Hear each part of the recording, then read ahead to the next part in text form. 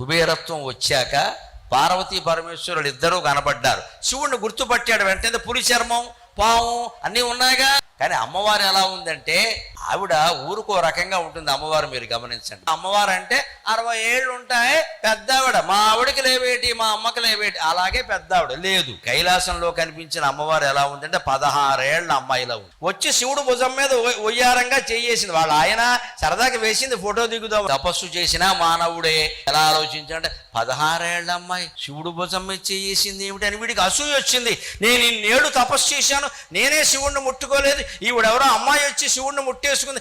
ఏమైనా సరే దేవుళ్ళు కూడా అందమైన ఆడవాళ్ళకి లొంగిపోతారా అనే దురభిప్రాయానికి వచ్చి అమ్మవారికి అదో రకంగా చూశాడు. అందుకని ఆవిడ చెప్పించింది, నీకు 1,00,000 కోట్లున్నా సరే నీ కుడి కన్ను గవ్వగా మారి పైకి కిందికి ఆడుతూ ఉంటుంది, ఎడమ కన్ను గోళం ఎర్రగా మారి కుడి కంటికేసి చూస్తూ ఉంటుంది. నీకు ఈ గుడ్డితనం తప్ప